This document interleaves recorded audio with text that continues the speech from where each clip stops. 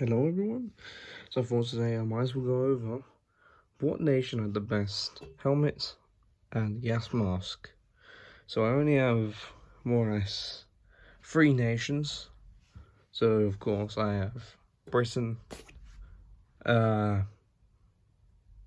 Germany, or Germany, or the Third Reich, but I'm not sure. It's whatever you can call it more or less. And First World War Germany. Do we have to go over something that was said? Oh, Jesus Christ. There's a table behind me, a collapsible table. Someone commented saying that this was a repro. And it's not. This is not a repro. The only part that is repro are these components. Because all of this is original up here. This is a mint condition one. Actually bought this for a good price. But it was still quite expensive. Even though I did say it's a good price, but it was expensive. But pretty much this was gone. And the filter was also gone. But I did get provided with the original filter. But that thing was like this condition. Relic. Of course, this one doesn't belong to this one belongs to that. But yeah, so pretty much I just took this somewhere. And yeah, you decided to get these parts. Well, the filter socket, that's what we call this now, the filter socket, and the filter, brand new, and it's also completely empty. Speaking of which, let's start on over here. So I am using this post-war British helmet. Now you might think, why are you using a post-war helmet? Well, I do have World War II ones, but they just look something like, let me show it off. So I believe this is a helmet I've already shown. That's the desk. Oh, and 2 of them.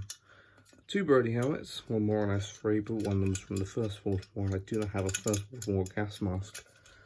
And the 2 World War II ones do not have this liner. So this one's actually a restoration project I'm doing right now. Not doing right now, but I'll give you guys more updates. That was the bolt.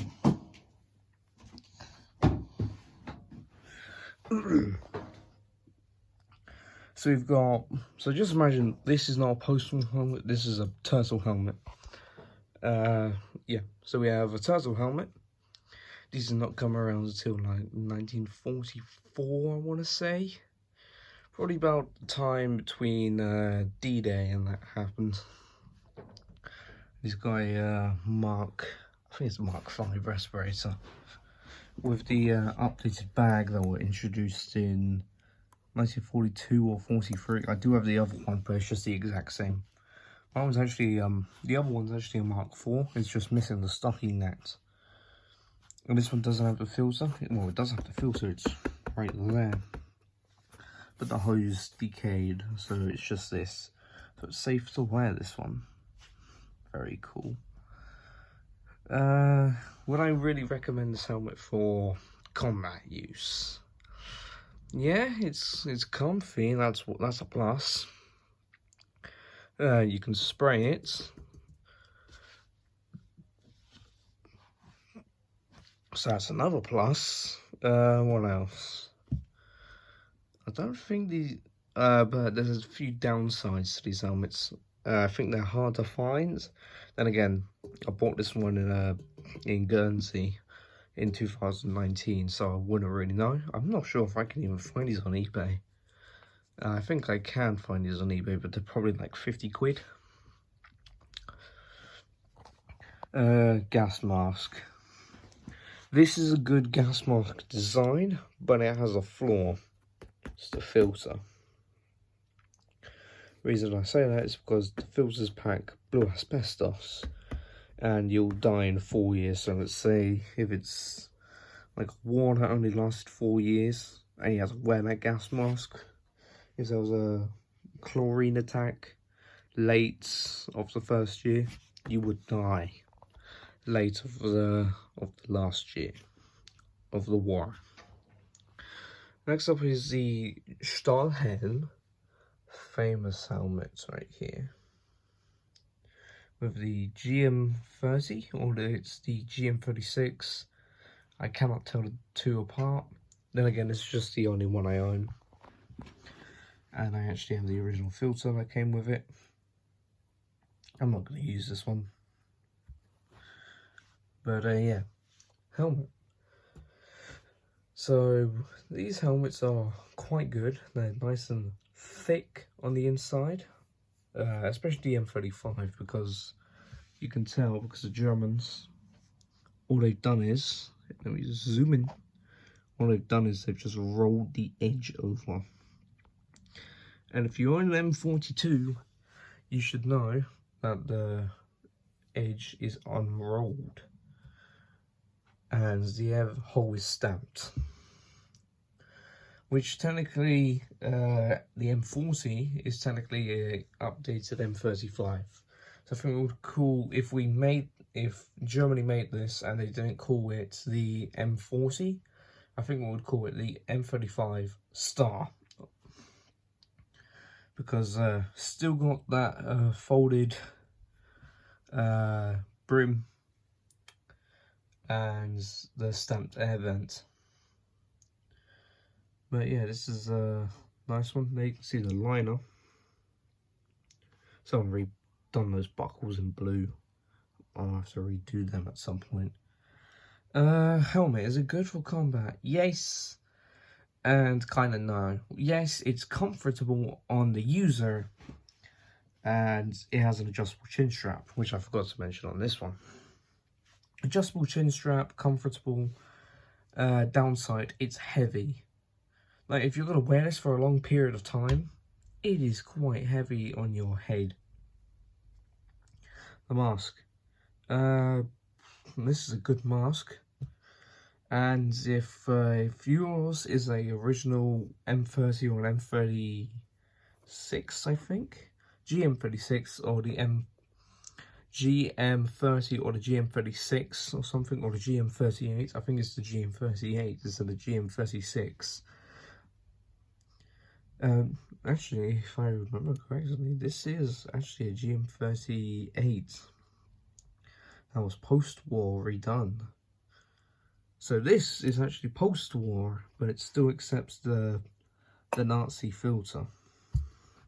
I should say the German filter says say Nazi, because that's not really wrong, because not all Nazis were bad. And also, it says, I think 64 on the inside of the lens. Well, it says 64, so the lenses are post-war. So is this. This is post-war as well. But other than that, it's all an original GM38. This, the insides, I think the straps are post-war. Yeah, these straps are post-war, great. But pretty much this whole rubber construction is an original GM38. I was about to say GM36. But yeah, it's pretty cool to see an original GM36. Oh, for God's sake, I'm saying it again. GM38 as, well, using the post-war. As no one might have a few comments saying, hey, the GM38 wasn't used in the post-war. Mine was, apparently. Because, yeah, because this whole rubber construction and the inside, it's got Waffenamts all over it. And it's actually sitting on its original canister right there. I got that canister with this mask and the filter. Very cool, even though the filter's a relic. That's why I got given a relic filter by the seller. And what it said on the description was that The whole rubber thing is an original GM38, and it was left somewhere, and the lenses, they were taken, and this whole thing right here, this socket and this band, rusted up. So that got removed in the post-war. They put in new lenses in the post-war era, and more or less they done a new chin strap for the post-war era, which is interesting, that's for sure. Let's move back 100 years ago, before we even got to these two. 100 years ago, German Stahlhelm. This is actually the only one that's not sitting on a gas mask canister or a mannequin head. This one is actually sitting on the floor, covering its mask. So, pretty much the same as the M35. I'm going to move the mask. Yeah, some people, well, not some people, but someone said that's a repro. This is not a repro. This is an original production. Even though that these were added on. That was, I think that was done pre-World War I by the, I can't think now. The Freikorps, there we go. That was done by the Freikorps. And it's not as used as much. Anyways, M16, it's an original, restored M16. So it's an original shell. And what someone had done that absolutely hurts me is that you would, well, like on the M35, you would have two stamps. A stamp here and a stamp here. Then again, I do not know much about M16s. I know a lot about those helmets, not these. But a good thing, this is very comfortable. You've got like cushions in here. You see that white padded thing? That's like your cushion. And you'd have your head against that, and it's absolutely amazing. However, the downside, it's all leather. So this is leather. The liner band is leather. Just great. So what could happen is this could all become brittle. So it's the chin strap more or less, but once again, this is a repro. So is this one. This helmet is not restored by me.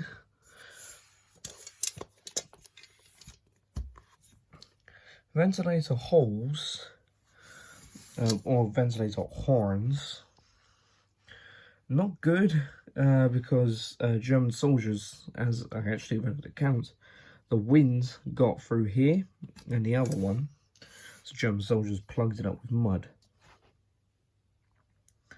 How stupid. So that was not a really good idea. The mask, it would be fine if you could get a if the company was still making brand new filters this very day. But yeah, thanks for watching.